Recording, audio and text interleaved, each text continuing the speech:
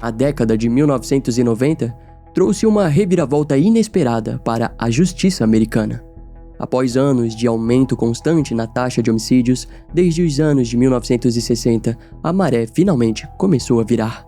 Os crimes violentos diminuíram e, com isso, os departamentos de polícia, antes sobrecarregados, passaram a ter tempo e recursos para reabrir os arquivos de casos esquecidos. Com o apoio de avanços revolucionários na tecnologia forense, como a análise de DNA e os bancos de dados digitais, uma nova geração de detetives assumiu a missão de iluminar as sombras do passado, resolvendo mistérios que pareciam condenados ao esquecimento. E foi nesse contexto que surgiu um nome de destaque: o detetive Lowe Smith, um veterano implacável, conhecido por transformar pistas frágeis em respostas conclusivas. A reputação de Lowe Smith era amplamente reconhecida e os departamentos de polícia frequentemente convocavam o detetive para investigar casos em que outros investigadores haviam fracassado. Em 1991, a tranquilidade ilusória de uma propriedade remota nos arredores de Colorado Springs, no Colorado, transformou-se no cenário de um mistério macabro, um caso no qual Lowe Smith se tornaria uma figura central. Mas antes da entrada do detetive, foi naquele local que ocorreu o desaparecimento de Heather Church, uma garota de apenas 13 anos. Heather era uma jovem responsável, a única filha entre 4 irmãos, e vivia com a mãe, Diane, após a separação dos pais. Naquele período, a família passava por uma fase de transição. A casa estava à venda e novos rumos estavam sendo considerados. Contudo, no dia 17 de setembro de 1991, tudo mudou. Diane, que até então confiava na segurança do lar isolado, viu o próprio mundo desmoronar quando a filha desapareceu sem deixar vestígios. As buscas foram extensas. As autoridades utilizaram helicópteros, cães farejadores e interrogaram centenas de vizinhos. A imprensa, por sua vez, amplificou o interesse público no caso, mobilizando a atenção de todo o estado. No entanto, a comunidade, fechada e aparentemente pacífica, parecia não ter nenhuma pista concreta sobre o paradeiro da menina desaparecida. Durante anos, o caso permaneceu como uma ferida aberta, até que uma descoberta aterradora mudou tudo. O crânio de Heather Church foi encontrado em uma área remota.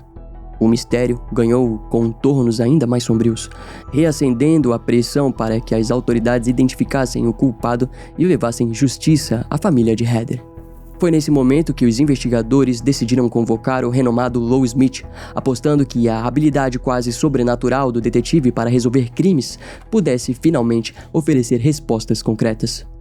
O que Lowe Smith descobriria, no entanto, mergulharia a cidade de Colorado Springs em uma escuridão ainda mais profunda, revelando segredos que permaneceram enterrados por tempo demais. Permita-me apresentar, eu sou Brian Emmendorfer, e seja bem-vindo a mais um episódio aqui no canal Ossos Perdidos. Hoje é um episódio um pouco diferente, com a figura central sendo o investigador. Vamos explorar os assassinatos em Colorado Springs e como Lowe Smith, junto com o caso de Heather Church, mudou o rumo das investigações criminais nos Estados Unidos. Como mencionado no início deste episódio, na época do desaparecimento de Heather Dawn Church, o caso recebeu ampla atenção, tanto das autoridades quanto da imprensa. No entanto, essa mesma atenção não foi dada a outros casos que passaram despercebidos nos arredores do estado do Colorado. Mais tarde, os investigadores conectariam o desaparecimento misterioso de Heather Church a diversos outros casos arquivados, começando por um ocorrido mais de 10 anos antes, em 1980, no estado de Louisiana. Naquele ano, as autoridades locais enfrentaram o desaparecimento de Catherine Jean Hayes, uma jovem de 16 anos. Era março, em plena primavera, quando Catherine desapareceu do estacionamento do restaurante de frangos chamado Uncle Albert's Chicken Stand. Embora os investigadores tenham conduzido a investigação com intensidade, o caso de Catherine não atraiu a atenção da imprensa na época. Durante meses, os responsáveis pela investigação não conseguiram localizar nenhuma pista relevante, e o paradeiro de Catherine permaneceu um mistério. O avanço na investigação só ocorreu algumas semanas antes do Halloween, quando um crânio humano feminino foi encontrado nas águas do riacho Little Nantache Creek, próximo à cidade de St. Maurice. Após exames realizados no laboratório forense, os especialistas identificaram o crânio como sendo de Catherine Jane Hayes. Dessa forma, o desaparecimento da jovem foi oficialmente tratado como um caso de homicídio. Apesar disso, nenhum avanço relevante foi registrado nos anos seguintes e a investigação foi arquivada pelas autoridades. Então, em 1983, outro desaparecimento abalaria a mesma região.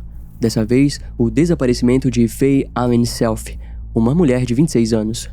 Era noite do dia 30 de março quando Faye deixou a filha ainda bebê na casa da avó materna. Em seguida, Faye entrou no próprio carro e dirigiu-se até o bar e restaurante Wagon Wheel, localizado às margens da estrada Highway 1, na cidade de Armstead, Louisiana. No restaurante, Faye se encontrou com uma amiga e 2 amigos para jantar. A noite parecia tranquila, até que algumas horas depois, Faye informou aos amigos que precisava ir embora. Ela justificou que precisava buscar a filha e acordar cedo na manhã seguinte. No entanto, aquela seria a última vez que alguém veria Faye com vida. Na manhã seguinte, a mãe de Faye percebeu que a filha ainda não havia aparecido para buscar a bebê. Preocupada com a ausência da filha, a família fez uma denúncia formal de desaparecimento às autoridades. Para a surpresa de todos, os policiais localizaram o carro de Faye ainda estacionado no pátio do restaurante Wagon Wheel. Durante a análise da cena, os investigadores notaram que todas as portas do veículo de Faye estavam completamente trancadas. No entanto, algo chamou a atenção da equipe. No banco de trás do carro estavam os sapatos novos que Faye havia usado na noite anterior. Esse detalhe levantou a hipótese de um possível sequestro. Nos dias seguintes, uma investigação extensiva foi conduzida nos arredores, mas nenhuma pista relevante foi localizada. O paradeiro de Faye continuava sendo um mistério, e a investigação relacionada à jovem começou a estagnar com o passar do tempo. Até que, 2 meses depois, enquanto o caso de Faye ainda permanecia ativo, um evento inesperado deixou os investigadores atordoados. No final de maio, um jovem chamado Sonny Higgs acionou a polícia após encontrar o corpo da própria namorada Wanda Faye Hudson, de 20 anos, sem vida, na cama do apartamento onde o casal residia. Na época, Wanda trabalhava como caixa em um supermercado local e morava no complexo de apartamentos chamado Rivertown. De acordo com os relatórios da necrópsia, o corpo de Wanda aparentava 30 perfurações causadas por faca e sinais de agressões brutais feitas com uma chave de fenda. Além disso, os exames indicaram evidências claras de violência sexual. O que mais chamou a atenção dos investigadores foi o fato de que o complexo de apartamentos onde Wanda morava, o Rivertown, era o mesmo local onde Faye Allen Self também residia.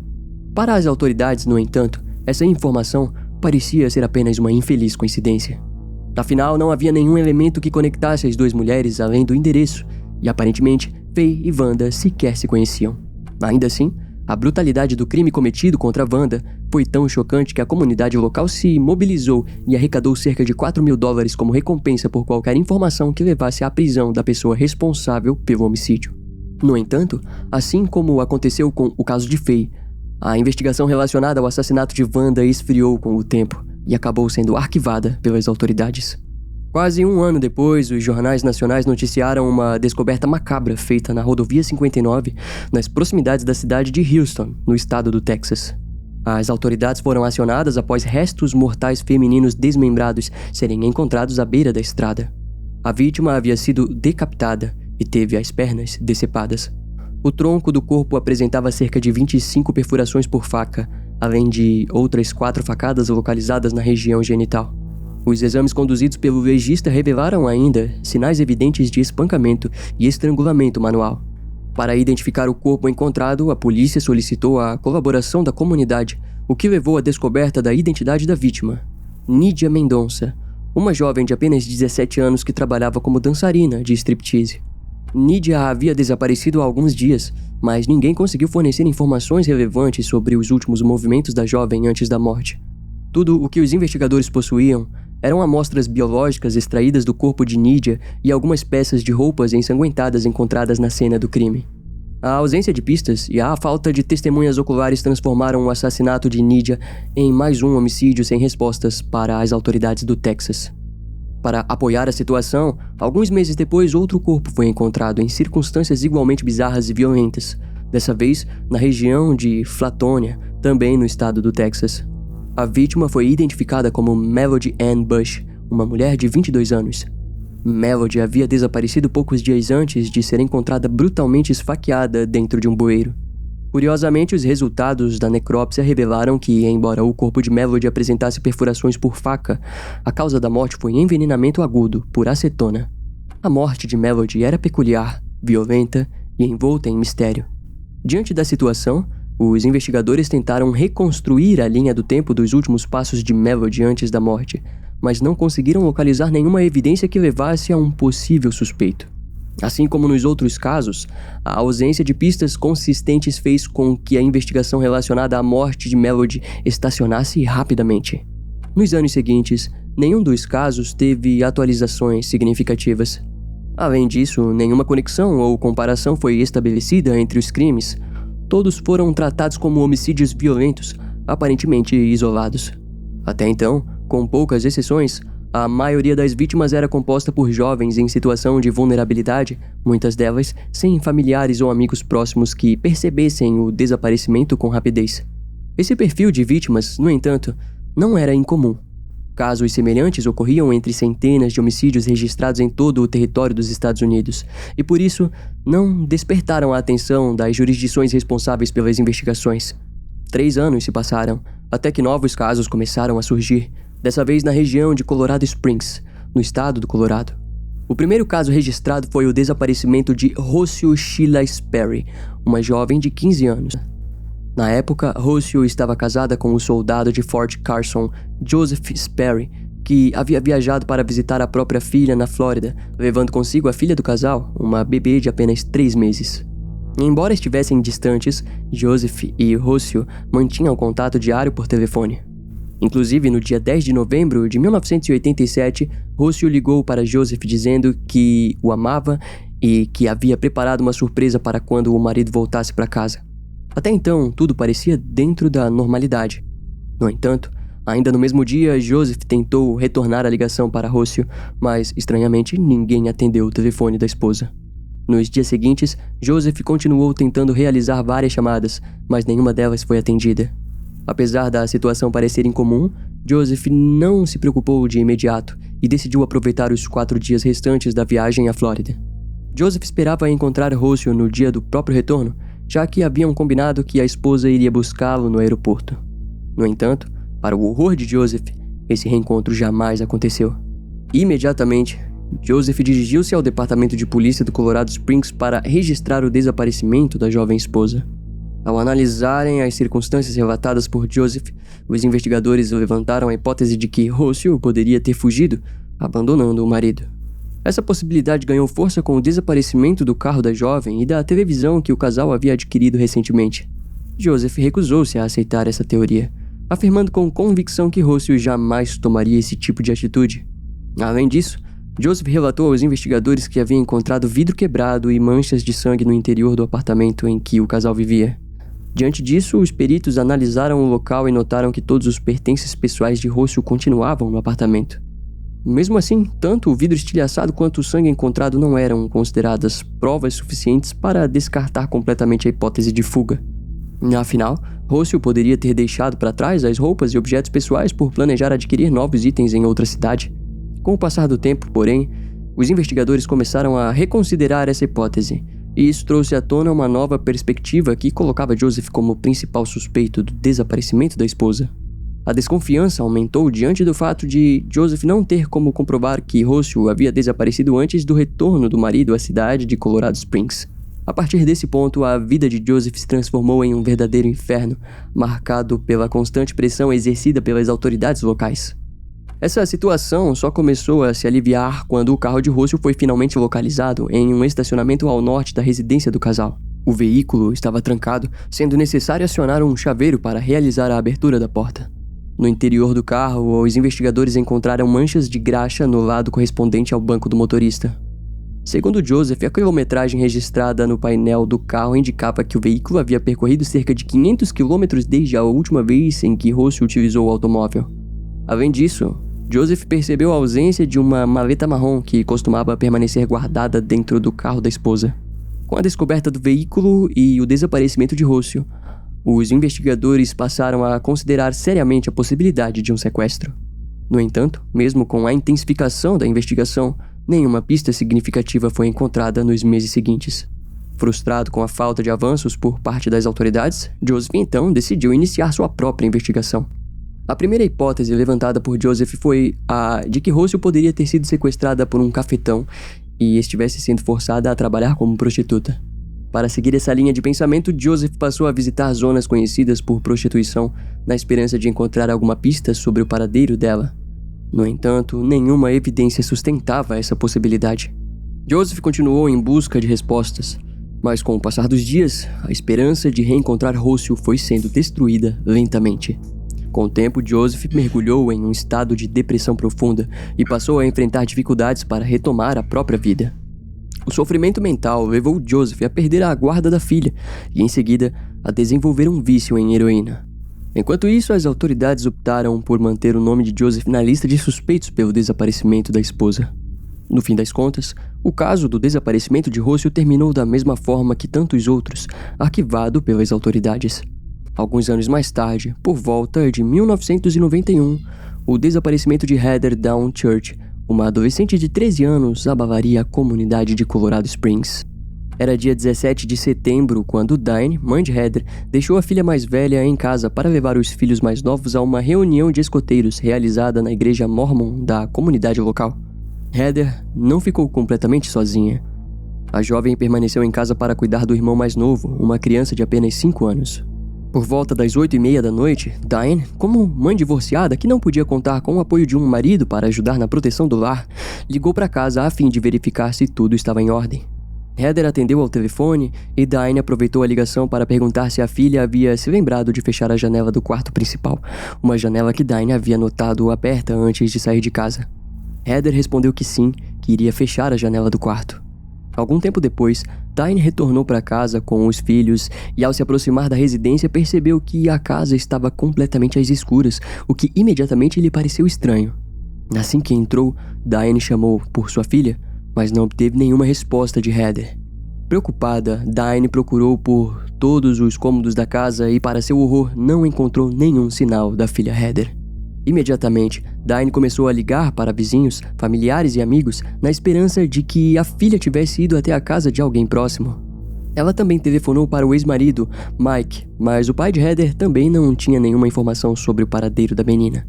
Desesperada, Diane entrou em contato com o gabinete do xerife de Colorado Springs. Um policial foi enviado rapidamente até a residência para registrar os detalhes iniciais do desaparecimento de Heather. Em seguida, uma equipe de busca e resgate foi acionada, embora as buscas só pudessem ser iniciadas ao amanhecer. Durante o dia seguinte, toda a vizinhança e as áreas de floresta ao redor da casa foram vasculhadas. Enquanto isso, uma equipe permaneceu na residência, onde descobriu que a janela do quarto principal, a mesma janela que Diane havia pedido para Heather fechar, apresentava sinais claros de arrombamento. Um dos especialistas da equipe forense conseguiu coletar impressões digitais no local, e as impressões não pertenciam a Heather. Durante as investigações, centenas de pessoas foram interrogadas, mas nenhum avanço significativo foi alcançado pelas autoridades. As impressões digitais coletadas na janela do quarto foram enviadas ao FBI para análise, mas os peritos não encontraram nenhuma correspondência nos arquivos.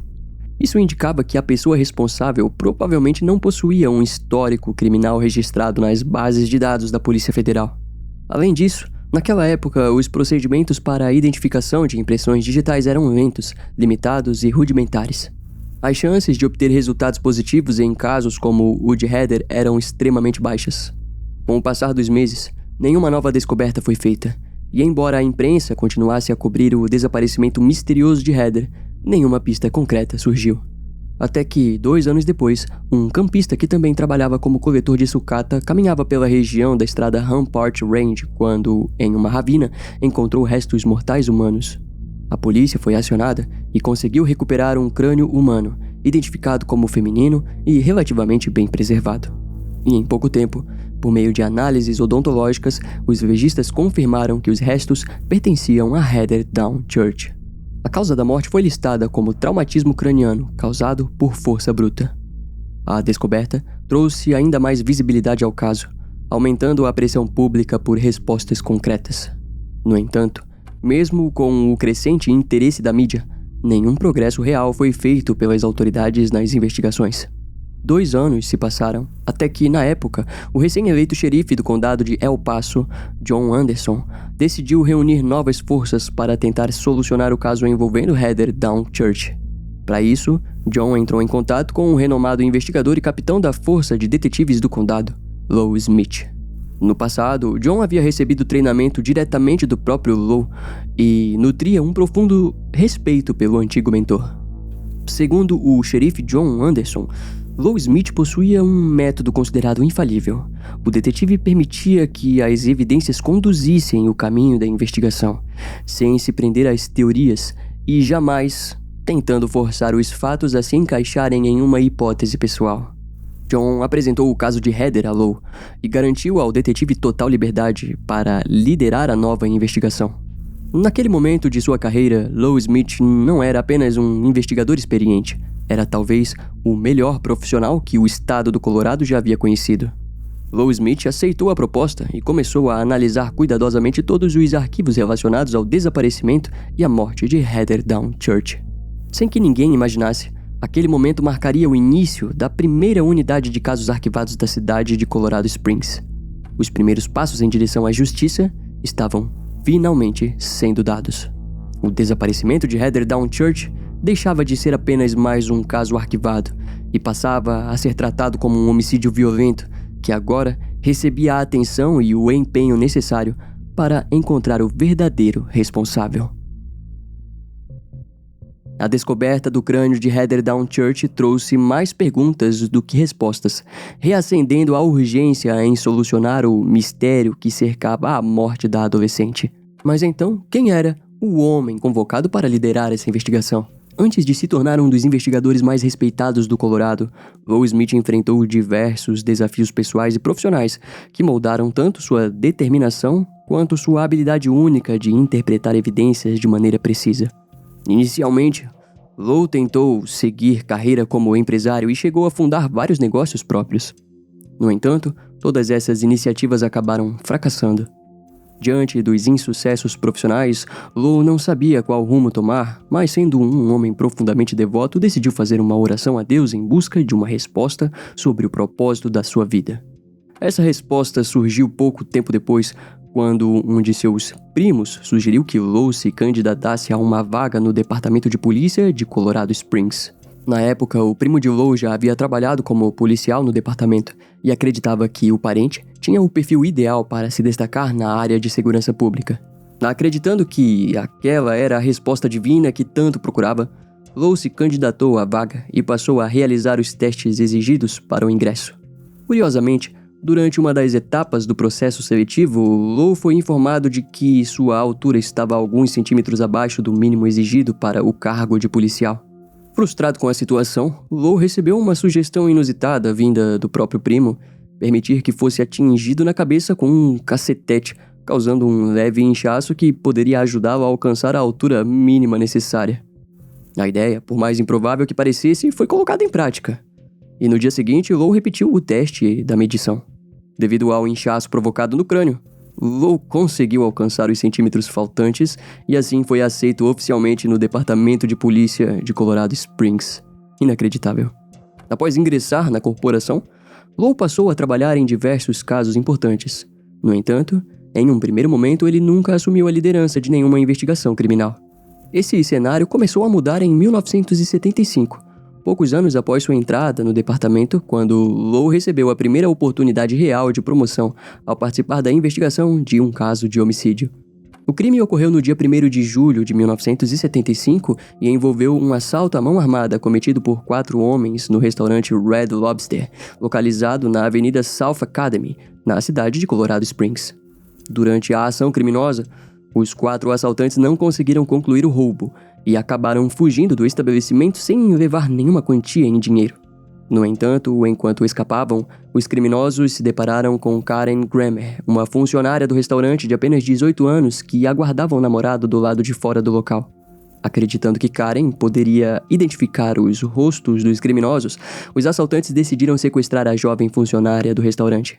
Durante a fuga, os homens invadiram uma pequena loja de conveniência e dessa vez conseguiram levar uma quantia em dinheiro. Os dois crimes foram rapidamente conectados pelas autoridades e buscas intensas foram iniciadas para localizar os responsáveis pelos ataques. No entanto, os investigadores ainda não sabiam que uma jovem inocente estava sob o poder dos criminosos. Além disso, Karen havia se mudado sozinha para a cidade de Colorado Springs recentemente, e nenhum familiar percebeu de imediato o desaparecimento da jovem. A ausência de Karen só foi notada pela colega de quarto que estranhou o sumiço e percebeu que a amiga não havia retornado para casa. O paradeiro da jovem permaneceu desconhecido por cerca de uma semana, até que autoridades de outra jurisdição informaram à polícia de Colorado Springs que o corpo de uma funcionária do restaurante envolvido no assalto havia sido encontrado. Segundo as informações recebidas, Karen foi vista gravemente ferida na varanda de uma residência, mas os donos da casa estavam ausentes no momento. Sem conseguir resistir aos ferimentos, Karen acabou falecendo na porta dos fundos da casa, deixando marcas de sangue e impressões digitais ao redor da campainha. Apesar de Karen ter sido encontrada morta no mesmo dia do sequestro, a identidade da jovem permaneceu desconhecida por quase uma semana. Foi somente após o comparecimento da colega de quarto à delegacia e o registro oficial do desaparecimento que as autoridades conseguiram identificar a vítima como Karen Grammer. A mesma colega foi também a responsável por realizar o reconhecimento oficial do corpo encontrado. Na época, Lou Smith e uma equipe de investigadores foram designados para liderar o caso envolvendo o sequestro e assassinato de Karen. As investigações levaram quase um ano até que surgissem pistas concretas sobre o paradeiro dos assaltantes, permitindo que os responsáveis fossem identificados. 2 dos envolvidos foram apontados como líderes do grupo criminoso: Fred Glenn, um funcionário civil de 18 anos, e Michael Corbett, um soldado do exército. Quando Fred foi conduzido para interrogatório, o jovem não demonstrou resistência em cooperar e confessou abertamente os crimes, fornecendo detalhes sobre os assaltos e sobre a onda de assassinatos cometida pelo grupo. O primeiro homicídio havia ocorrido cerca de um mês antes da tentativa de assalto ao restaurante Red Lobster. Fred Glenn, Michael Corbett e outro soldado sequestraram Daniel Van Loan, um cozinheiro de 29 anos. A princípio, o plano do trio era apenas roubar os pertences de Daniel, mas eles acabaram levando o cozinheiro até um local isolado, onde obrigaram a vítima a deitar no chão antes de executar Daniel com um tiro na cabeça. O crime foi cometido por uma quantia insignificante, apenas 50 centavos. Alguns dias depois, o grupo se envolveu em outro assassinato, dessa vez com a participação de Winfred Profit, um soldado de 19 anos que estava interessado em adquirir maconha. No entanto, Michael Corbett, que havia sido recentemente treinado no uso de baionetas, usou as novas habilidades para esfaquear o Winfred Profit até a morte. Por fim, Fred Glenn confessou o assassinato brutal de Karen Grammer. Segundo o relato de Fred, após o furto cometido na loja de conveniência, os 4 homens levaram Karen até o apartamento que eles dividiam. Supostamente a intenção inicial era libertar a jovem, mas já dentro do apartamento, os criminosos submeteram Karen a abusos sexuais durante várias horas. Após os abusos, os homens decidiram levar Karen até um parque de trailers da cidade, com um pano cobrindo a cabeça da vítima. Fred, que estava sob o efeito de LSD, afirmou ter tomado a decisão de esfaquear Karen até a morte. Devido à confissão completa apresentada por Fred Glenn, tanto ele quanto Michael Corbett foram rapidamente condenados pelos homicídios de Daniel Van Loan, Winfred Profit e Karen Grammer. Diante do tribunal, o juiz responsável pelo caso, Hunter Hardeman, declarou que não havia nenhuma razão lógica ou motivação aparente para os crimes cometidos, classificando os assassinatos como atos de pura brutalidade. Inicialmente, Fred foi sentenciado à morte por meio da câmara de gás. No entanto, 2 anos depois, a Suprema Corte do Estado do Colorado anulou a pena de morte em todo o território estadual. Como consequência da decisão judicial, Fred passou a cumprir 3 sentenças consecutivas de prisão perpétua, com possibilidade de solicitar liberdade condicional após 10 anos. Nos anos seguintes, Fred Glenn teve os pedidos de liberdade condicional negados diversas vezes, em grande parte graças aos esforços de Kesley Grammer, irmão de Karen, e famoso ator de Hollywood que lutou de forma incansável para manter Fred encarcerado e afastado da sociedade. Durante os últimos processos relacionados à liberdade condicional, Kesley relembrou que a irmã, Karen, havia se formado recentemente no ensino médio e se mudado para Colorado Springs por causa de um relacionamento amoroso. Kesley descreveu Karen como uma jovem decente, inteligente e talentosa, que gostava de escrever poesias.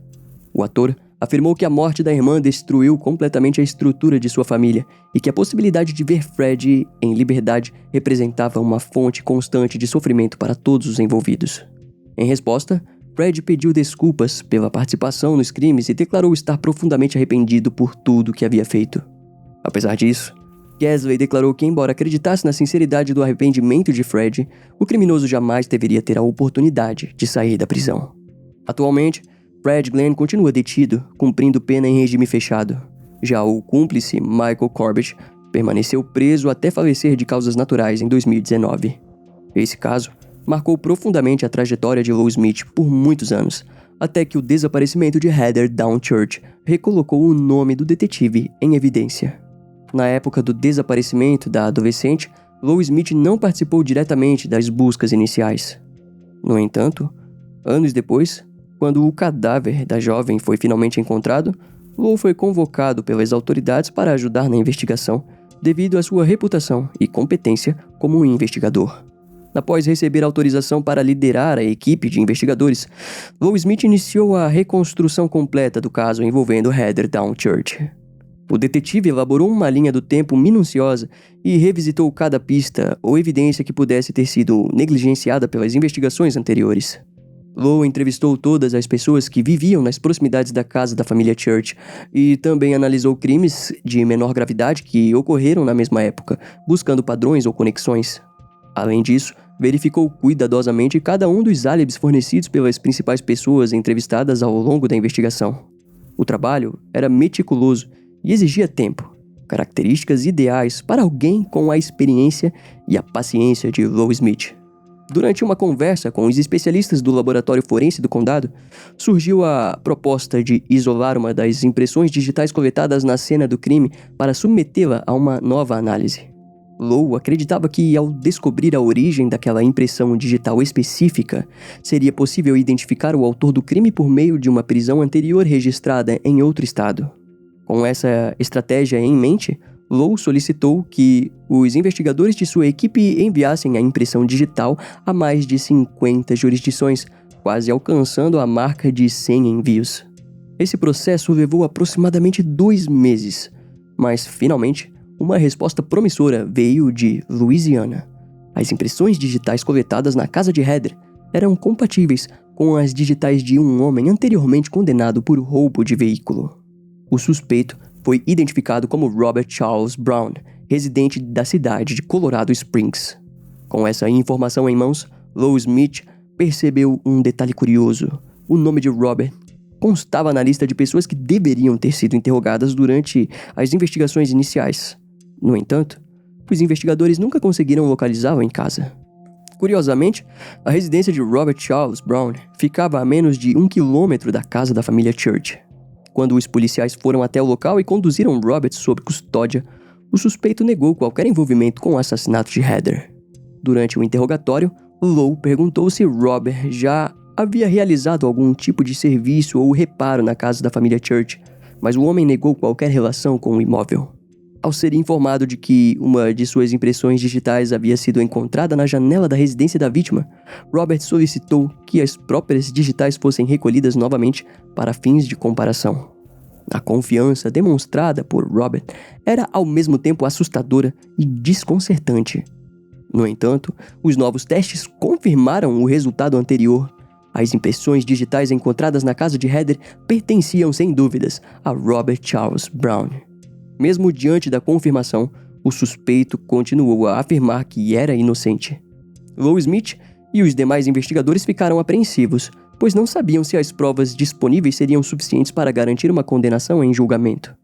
Mas, surpreendentemente, 2 meses depois, Robert mudou a declaração inicial e passou a se declarar culpado pelo assassinato de Heather Downchurch. Essa confissão ocorreu em grande parte devido à pressão exercida pela promotoria pública, que temia não obter êxito, caso o caso fosse levado a julgamento. O promotor público, John Anderson, conversou pessoalmente com Robert e ofereceu ao acusado um acordo judicial.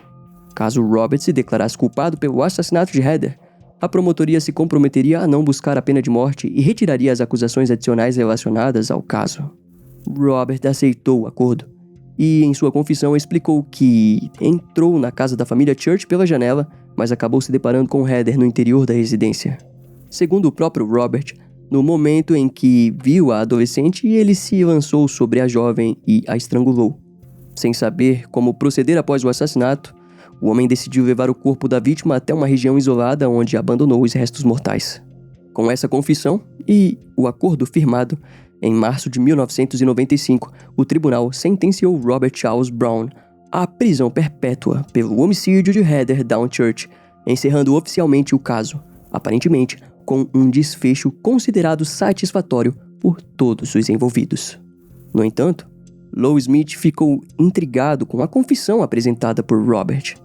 O experiente investigador acreditava que o acusado havia aceitado o acordo judicial principalmente porque os advogados de defesa haviam alertado ele sobre o risco de novas acusações, uma vez que as autoridades já investigavam outros casos arquivados que poderiam comprometer ainda mais a posição do réu em um julgamento mais abrangente.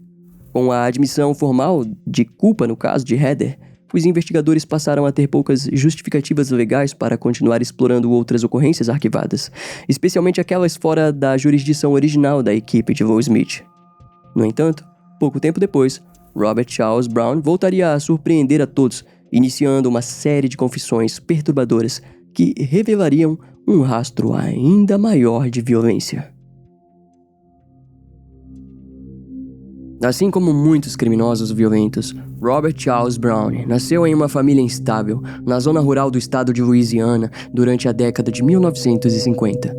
Embora o pai de Robert, chamado Ronald, atuasse como xerife adjunto no gabinete do xerife da paróquia de Red River, a família apresentava um longo histórico de instabilidade emocional e episódios de depressão severa, principalmente do lado materno.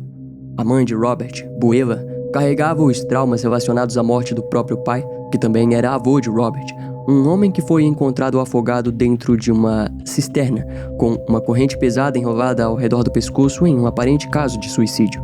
Apesar desse passado trágico, os vizinhos que moravam nas redondezas da fazenda familiar consideravam os membros da família Brown como pessoas decentes. Robert cresceu nesse ambiente e durante a infância era visto como uma criança prodígio, especialmente por causa da habilidade impressionante com números, talento que se refletia nas boas notas obtidas nas aulas de matemática. No entanto, Robert também era conhecido por ser uma criança solitária e com um temperamento explosivo. Próximo de concluir o ensino médio, Robert tomou a decisão de abandonar os estudos para se alistar no exército dos Estados Unidos. Aos 17 anos, Robert foi convocado e enviado para cumprir missões militares no Vietnã e, posteriormente, na Coreia do Sul. Não há registros detalhados sobre o que Robert fez durante o tempo de serviço, mas sabe-se que a dispensa das funções militares ocorreu em razão do envolvimento com drogas. Após a dispensa do exército, Robert Charles Brown não retornou para a fazenda da família em Louisiana. Ao invés disso, passou a viver de forma temporária em várias localidades espalhadas pelos estados de Louisiana, Texas e Colorado. Robert conseguiu empregos modestos ao longo dos anos, atuando como balconista e também como entregador de flores. Durante a vida adulta, o criminoso se envolveu em pelo menos 5 relacionamentos amorosos, todos resultando em casamentos seguidos de divórcios.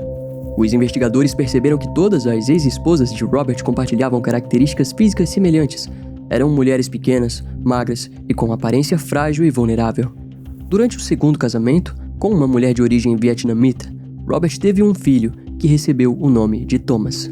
Mais tarde, quando as 3 últimas esposas de Robert foram convocadas para prestar depoimento aos investigadores de Colorado Springs, todas descreveram o comportamento do marido como fisicamente abusivo. A 5ª esposa de Robert relatou, inclusive, que, em um acesso de fúria, o marido chegou a afirmar que odiava mulheres e que também odiava policiais. A partir de 1981, Robert começou a acumular um histórico criminal mais consistente. A primeira prisão registrada ocorreu por roubo de carro no estado de Louisiana. Logo depois, foi emitido um mandado de prisão contra Robert por envolvimento no furto de um sino de igreja. 5 anos depois, Robert Charles Brown foi condenado por furtar uma caminhonete. Além disso, os registros criminais indicavam acusações anteriores por porte de drogas, incêndios criminosos e maus tratos a animais, descritos nos documentos como atos de extrema crueldade. O perfil de Robert era praticamente um prato cheio para os investigadores, alinhando-se com precisão às características frequentemente observadas em homicidas violentos. Durante anos após a prisão, Robert permaneceu em silêncio. No entanto, já nos anos 2000, começou a falar. A primeira confissão feita por Robert envolvia o assassinato da esposa de um soldado. Segundo o relato do criminoso, ele teria roubado um anel específico pertencente à vítima. Essa declaração levou os investigadores de volta ao caso do desaparecimento de Rocio, uma adolescente de 15 anos. Com base no depoimento fornecido por Joseph Sperry, marido de Rocio e soldado do exército, os investigadores conseguiram a descrição do anel que Rocio costumava usar. A descrição coincidiu exatamente com os detalhes fornecidos por Robert. Além disso, descobriu-se que, na época do desaparecimento, Robert trabalhava como faz-tudo no complexo de apartamentos onde Rocio trabalhava. Robert confessou ter invadido o apartamento da adolescente, violentado a jovem e cometido o assassinato. Em seguida, declarou ter desmembrado o corpo e espalhado os restos mortais em uma área isolada. Embora o criminoso tenha indicado o local exato onde alegava ter deixado os restos, os investigadores jamais conseguiram localizar os fragmentos do corpo da adolescente. Mesmo sem a recuperação dos restos mortais, Robert foi condenado a uma segunda sentença de prisão perpétua pelo homicídio de Rocio Sperry. Durante o mesmo período, Robert surpreendeu as autoridades ao enviar uma coletânea de cartas enigmáticas para o gabinete do xerife do condado de El Paso. Em uma das mensagens, Robert escreveu que o placar das autoridades estava em 1, enquanto o outro time, referindo-se a si mesmo, estava em 48. Na visão de Lou Smith, o comportamento adotado por Robert lembrava o estilo provocador do assassino do Zodíaco. Por esse motivo, Lou inicialmente não levou muito a sério as confissões apresentadas pelo prisioneiro. A princípio, os investigadores não tinham autorização para se aprofundar no conteúdo das cartas enviadas por Robert, mas logo perceberam que vários casos arquivados poderiam se encaixar no perfil do criminoso. Com o tempo, investigadores de diferentes jurisdições começaram a procurar por Robert, revisando suas declarações com atenção. Após diversas conversas e análises, os investigadores chegaram à conclusão de que Robert estava confessando a autoria de pelo menos 48 ou 49 assassinatos cometidos desde o ano de 1970. Segundo o próprio Robert, a primeira vítima havia sido um colega soldado assassinado na Coreia do Sul em 1970. De acordo com um relato, o homicídio teria sido resultado de uma briga de bar envolvendo uma mulher. Alguns dos crimes confessados por Robert foram apresentados de maneira literária, por meio de poesias e trechos escritos em prosa. Muitos dos assassinatos descritos por Robert correspondiam exatamente aos casos abordados no início deste episódio. Entre os crimes confessados, Robert incluiu o homicídio da trabalhadora sexual Lisa Mary Lowe, de 21 anos, ocorrido no ano de 1991. O corpo de Lisa, com sinais evidentes de estrangulamento e marcas de disparo por arma de fogo, foi encontrado em um rio 3 semanas após o registro oficial do desaparecimento. Em sua confissão, Robert afirmou que conheceu Lisa em um clube de blues na cidade de Memphis, no estado do Tennessee. De acordo com o relato, Robert pagou pelos serviços da jovem e em seguida levou Lisa até uma área isolada localizada às margens da Interestadual 40, próximo à cidade de West Memphis. Após a relação sexual, Robert estrangulou a mulher, efetuou disparos com uma arma de fogo e, por fim, lançou o corpo da vítima no rio. No ano seguinte, Robert também matou Timothy Lee Warren, um homem de 39 anos. Esse segundo caso estava arquivado havia muito tempo. Segundo os registros, em março de 1992, um funcionário do Parque Mohawk, na cidade de Tulsa, encontrou o cadáver de Timothy nas margens de uma lagoa próxima ao parque. Os exames da necrópsia identificaram 2 perfurações provocadas por tiros na região da cabeça. A arma suspeita foi descrita como um possível revólver calibre 22. No momento em que o corpo foi encontrado, a vítima estava vestindo apenas uma calça. Além disso, o veículo de Timothy foi localizado posteriormente, abandonado próximo a um lago da região. Em sua confissão, Robert confirmou todas as informações relacionadas ao assassinato de Timothy Lee Warren, alegando ter conhecido o homem em um restaurante e conseguido convencê-lo a ir até o Parque Mohawk para manter relações sexuais. No entanto, antes de qualquer ato sexual ocorrer, Robert dominou Timothy e o executou com 2 disparos na cabeça. Ao longo de diversas cartas e conversas com investigadores, Robert confessou repetidamente outros assassinatos, como o de Catherine Jean Rice, uma adolescente de 16 anos morta no ano de 1980. Nesse caso, Robert alegou ter mantido relações consensuais com Catherine, mas após uma discussão, estrangulou a jovem e lançou o corpo da vítima de uma ponte. Ele também confessou crimes ainda mais brutais, como o assassinato de Wanda Fire Hudson, de 20 anos, caso já mencionado anteriormente, assim como o de Catherine. Wanda foi encontrada morta pelo próprio namorado, deitada na cama do apartamento do casal, com mais de 30 perfurações provocadas por faca. O homicídio ocorreu no mesmo ano de 1980. Contudo, de longe, o crime mais cruel relatado por Robert foi o assassinato de Nydia Mendonça, uma jovem de 17 anos cujo corpo desmembrado foi encontrado em 1984. Segundo a confissão detalhada, Robert conheceu Nydia no clube de striptease Dames Night Club. Depois do encontro, ele levou Nydia até o quarto do hotel onde estava hospedado. Lá, após a relação sexual, Robert estrangulou a jovem e em seguida desmembrou o corpo com uma faca de açougueiro cega que havia encontrado no próprio quarto. Alguns investigadores da cidade de Coushatta, no estado de Louisiana, também foram até a prisão conversar com Robert e o interrogaram sobre o desaparecimento de Faye Ann Self. A jovem jamais foi localizada e nenhuma pista concreta havia sido deixada para trás. Durante o interrogatório, Robert declarou ter sido o responsável pelo desaparecimento de Faye. Segundo ele, o encontro entre os dois teria ocorrido em uma boate, e após esse encontro, Robert seguiu a jovem e invadiu o apartamento dela de forma furtiva. Robert afirmou que atacou Faye utilizando um pano embebido em veneno para formigas misturado com clorofórmio, o que teria causado a morte por sufocamento. Após o assassinato, Robert confessou ter levado o corpo de Faye até um rio e descartado os restos mortais nas águas. No entanto, a versão apresentada por Robert não correspondia às circunstâncias do desaparecimento observadas pelas autoridades. O carro de Faye havia sido encontrado no estacionamento do restaurante onde a jovem esteve com amigos pouco antes de desaparecer.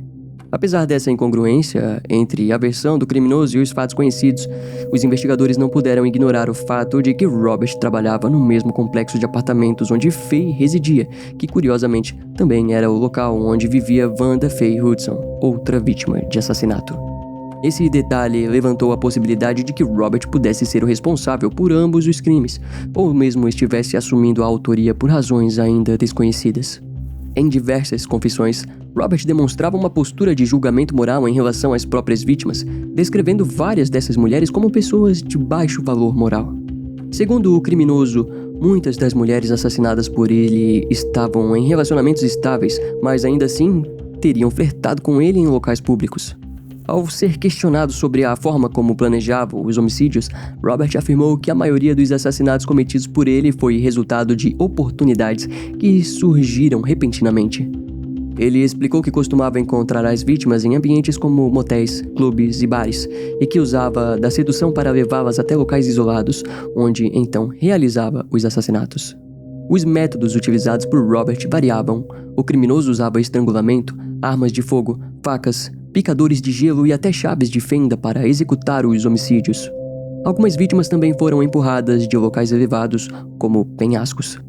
Segundo Robert, em muitos casos ele optava por desmembrar os corpos das vítimas e descartava os restos mortais em áreas remotas e de difícil acesso, geralmente habitadas por animais selvagens, uma estratégia para garantir que os corpos fossem destruídos pela natureza.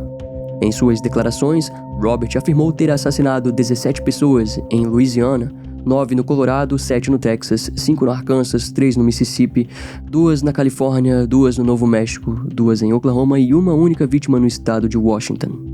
Por não possuir qualquer vínculo pessoal com as vítimas, Robert alegou que jamais havia sido interrogado em nenhum desses casos, com exceção do desaparecimento de Heather Downchurch. Os registros indicam que na época do desaparecimento de Heather, os investigadores chegaram a visitar a residência de Robert. Durante a visita, Robert se apresentou como uma pessoa atenciosa e prestativa, mas se recusou a permitir o acesso a uma parte da casa, justificando que o cômodo estava trancado e que seria difícil abrir a porta naquele momento. Os investigadores consideraram esse comportamento um tanto estranho, mas naquele ponto da investigação ainda não havia certeza de que um crime, como um sequestro, realmente havia ocorrido. Naquele estágio inicial, Robert foi tratado apenas como mais um vizinho, levando uma vida aparentemente comum sem levantar suspeitas relevantes. Contudo, embora as confissões feitas por Robert fossem em alguns casos precisas, como nos assassinatos de Heather e Rocio, muitas das demais declarações traziam informações que poderiam ser facilmente extraídas de reportagens antigas de jornais. Além disso, surgiram indícios de que Robert poderia estar inventando parte das histórias relatadas durante os interrogatórios. Por essa razão, a maioria dos investigadores resolveu não dar continuidade às apurações relacionadas a essas confissões secundárias, pois não havia provas suficientes que permitissem formular uma acusação formal. Vários investigadores passaram a acreditar que Robert poderia estar fabricando algumas das confissões, seja para chamar atenção, seja para provocar as autoridades responsáveis. Ainda assim, nos casos abordados no início deste episódio, o nome de Robert permanece diretamente associado, sendo esses os únicos assassinatos em que ele pode, de fato, ter sido o autor. Atualmente, as alegações feitas por Robert continuam gerando respostas divididas. Alguns investigadores aposentados, como o já falecido ex-agente do FBI, Robert Ressler, afirmaram que Robert provavelmente foi responsável por mais assassinatos do que os comprovados judicialmente, mas ao mesmo tempo exagerou significativamente quanto ao número total de vítimas. Por outro lado, familiares de algumas das vítimas, como os parentes de Faye Arnself, declararam publicamente que não acreditam no envolvimento de Robert nos respectivos crimes. Outro fator importante nessa controvérsia é que grande parte da aceitação das confissões feitas por Robert ocorreu após a divulgação das informações pelo investigador Charlie Hess. Charlie tornou-se alvo de críticas, especialmente após o jornal The New York Times publicar um artigo que apoiava a teoria de que Robert era o responsável por todos os assassinatos confessados. Nessa publicação gerou um amplo debate, pois o artigo aumentou a credibilidade pública das confissões e reforçou a crença de que Robert havia cometido todos os crimes mencionados. Atualmente, Robert Charles Brown continua vivo com um pouco mais de 70 anos de idade e cumpre pena de prisão perpétua na penitenciária de Lima, no estado do Colorado, pelos assassinatos de Roscoe Sperry e Heather Down Church, ambos ocorridos na cidade de Colorado Springs. Dentro dessa longa trajetória criminal, Lou Smith é amplamente reconhecido como o principal responsável pelo desfecho das investigações que levaram à prisão de Robert e pela resolução definitiva do caso envolvendo Roscoe Sperry. Com esses feitos, Lou já havia deixado para trás um legado expressivo. No entanto, esse legado seria ainda mais consolidado quando Lou fosse chamado para lidar com outro caso de homicídio. Dessa vez, porém, o convite não veio de uma autoridade policial, mas da própria família da vítima. Embora Lou Smith tenha desempenhado um trabalho excepcional em diversos casos criminais, foi na década de 1990 que seu legado se solidificou de maneira definitiva. Em um caso que até hoje continua gerando debates intensos, o trágico assassinato de JonBenét Ramsey, ocorrido na manhã de Natal de 1996 na cidade de Boulder, no estado do Colorado. Na manhã do dia 26 de dezembro de 1996, Patsy Ramsey, mãe da menina, acordou cedo para se preparar para uma viagem em família. Enquanto se dirigia à cozinha, Patsy encontrou uma carta de resgate detalhada. O texto exigia o pagamento de $118 mil e afirmava que a filha, JonBenét, havia sido sequestrada. Assustada, Patsy correu imediatamente até o quarto da criança e percebeu que JonBenét realmente não estava em casa. A polícia foi acionada, e os membros da família Ramsey mobilizaram amigos e vizinhos para ajudar nas buscas pela menina desaparecida. No entanto, o fluxo constante de pessoas circulando pela casa acabou contaminando a cena do crime, o que comprometeria para sempre a integridade de futuras evidências cruciais. Durante a tarde daquele mesmo dia, após horas de buscas realizadas dentro da própria residência, a polícia solicitou que John Ramsey, pai da vítima, verificasse cômodos da casa que ainda não haviam sido inspecionados. Foi nesse momento que John encontrou o corpo da filha, JonBenét, no porão da residência. O corpo de JonBenét apresentava sinais visíveis de violência, as mãos da criança estavam amarradas, havia um cordão ao redor do pescoço e o exame inicial apontou sinais de traumatismo craniano.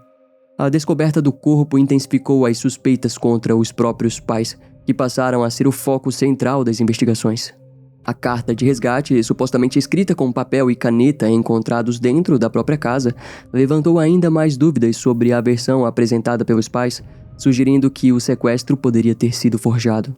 A mídia passou a cobrir o caso de forma exaustiva, retratando John e Patsy Ramsey como possíveis responsáveis pelo assassinato da filha. O comportamento público do casal também levantou suspeitas. A aparição diante das câmeras, apenas alguns dias após a tragédia, foi amplamente interpretada como insensível e calculada.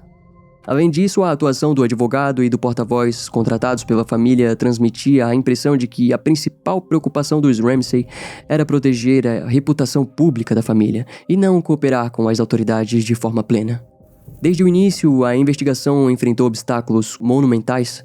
A polícia de Boulder, com pouca experiência em casos de homicídio, cometeu uma série de erros graves que dificultaram ainda mais qualquer possibilidade de resolução definitiva.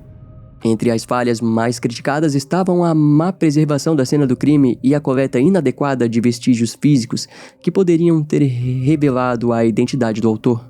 Em 1997, Lou Smith, já um detetive aposentado e amplamente respeitado, foi convidado a participar da investigação após a insistência do casal Ramsay, que desejava incluir na equipe um investigador disposto a considerar possibilidades além das defendidas pela polícia local.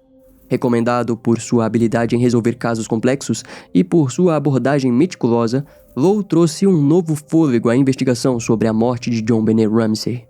Desde o início de sua análise, Lou Smith discordou da teoria predominante que apontava John e Patsy Ramsay como os principais suspeitos. Ao invés de focar na responsabilidade dos pais, Lou concentrou seus esforços na hipótese de que o assassinato havia sido cometido por um intruso. Para sustentar essa linha de pensamento, Lou reexaminou cuidadosamente várias evidências que haviam sido ignoradas ou descartadas nas investigações anteriores. Ele desenvolveu uma teoria detalhada. Alguém de fora da residência teria invadido a casa e cometido o crime. Essa hipótese foi baseada em uma série de elementos que, segundo ele, indicavam a presença de um invasor. Entre os indícios, Lou destacou uma janela aberta no porão da casa, possível ponto de entrada do suposto criminoso. Embora a polícia alegasse que a poeira da região não apresentava sinais de perturbação, Lou argumentou que havia marcas e deslocamentos que indicavam movimentação recente naquele local. A autópsia revelou marcas no corpo de John Benet que poderiam ter sido causadas por um taser. Para Lou, esse detalhe reforçava a hipótese de que a menina havia sido abordada por alguém externo à família, com conhecimento em técnicas de imobilização. Lou também chamou atenção para a presença de DNA desconhecido encontrado nas roupas da vítima, material genético que não pertencia a nenhum membro da família Ramsay. O uso de uma corda para estrangular a criança, bem como a forma como o estrangulamento foi realizado, sugeriam, segundo Lou, a ação de alguém com experiência prévia em violência, mas não necessariamente com um histórico de homicídios. Esse conjunto de elementos para Lou parecia incompatível com aquilo que pais leigos seriam capazes de executar em um crime tão meticuloso. A carta de resgate, embora considerada estranha por muitos investigadores, poderia também ser interpretada como uma tentativa deliberada de desviar a atenção e confundir a investigação. Lou Smith levantou a dúvida. Pais em choque, vivendo o caos de um suposto sequestro e assassinato da filha, teriam realmente capacidade emocional e mental para redigir uma carta de resgate tão longa e detalhada? Para Lou, o mais provável era que o assassino tivesse escrito a carta durante a tentativa de sequestrar John Benet e, ao perceber que não conseguia deixar a casa com a criança pelo mesmo caminho que havia usado para entrar, o invasor optou por matar a menina, temendo ser identificado posteriormente. Apesar de apresentar essa teoria com base em evidências físicas, gráficas e argumentos meticulosos, Lou enfrentou resistência. A polícia de Boulder continuava ignorando a hipótese de um invasor e muitos especialistas ainda sustentavam a teoria de que os próprios pais estavam envolvidos. Essa divisão de opiniões resultou em uma verdadeira guerra pública de narrativas. Lou Smith passou a representar uma voz solitária na defesa da possibilidade de que um intruso havia cometido o crime. Em 1999, diante da frustração gerada pela falta de progresso e pela recusa das autoridades em seguir as pistas que havia reunido, Lou decidiu se afastar oficialmente da investigação. No entanto, mesmo após deixar o caso formalmente, Lou continuou investigando de forma independente, sustentando a convicção de que um dia a verdade viria à tona. Finalmente, em 2008, a Promotoria do Estado do Colorado exonerou oficialmente a família Ramsay, com base em novas análises de DNA que indicaram a presença de um indivíduo desconhecido na cena do crime. Para Lou Smith, essa exoneração representou o primeiro avanço significativo no caso de John Benet Ramsay. No entanto, a trajetória de Lou nessa investigação foi interrompida em 2010, quando o detetive faleceu em decorrência de um câncer de cólon. John Ramsay, pai de John Benet, sempre acreditou na hipótese do intruso defendida por Lou Smith. Pouco antes da morte do detetive, John fez uma última oração em agradecimento pelo esforço do investigador. Ao longo dos anos, a teoria de Lowe Smith foi ganhando cada vez mais credibilidade, especialmente com o avanço nas tecnologias de testes genéticos. Apesar dessas descobertas e da reavaliação da narrativa inicial, o caso de John Benet permanece oficialmente sem solução. As evidências colhidas nas primeiras horas após o crime foram tão comprometidas que muitos especialistas consideram improvável uma resolução completa. Mesmo assim, Lowe Smith, com sua insistência em ir além das suposições óbvias, desafiou abordagens tradicionais e manteve viva a esperança de justiça, assim como já havia feito em diversos outros casos ao longo da carreira. O detetive se orgulhava profundamente dos anos dedicados à investigação criminal e costumava afirmar que todos os casos nos quais trabalhou, de alguma forma, chegaram a uma conclusão. Infelizmente, Lowe Smith não conseguiu revelar a verdade no caso de John Benet Ramsey, mas sem dúvidas foi uma figura essencial nessa história. Até hoje, o mistério em torno da morte de John Benet continua sem uma resposta definitiva. No entanto, a resolução de outros casos abordados neste episódio reflete a importância do legado deixado por Lowe Smith, um investigador digno de reconhecimento. O trabalho realizado por Lowe no caso de Heather Downchurch foi tão impactante que resultou na criação oficial da Unidade de Casos Arquivados na cidade de Colorado Springs. Atualmente, dezenas de investigadores seguem os passos de Lowe Smith, demonstrando um compromisso admirável com a missão de gerar interesse público e buscar respostas para histórias trágicas que continuam sem solução. No Brasil, um esforço semelhante pode ser observado na atuação da Delegacia de Homicídios de Maior Complexidade da Polícia Civil do Paraná, com sede na cidade de Curitiba. Criada em 2014, essa unidade especializada já solucionou centenas de casos arquivados. Apenas no ano de 2022, foram esclarecidos 114 crimes. Esses resultados mostram que, mesmo no cenário brasileiro, as autoridades vêm se dedicando com seriedade e competência, assim como Lowe Smith fez em sua carreira, trazendo respostas para famílias marcadas pela violência e ajudando a restaurar alguma forma de justiça.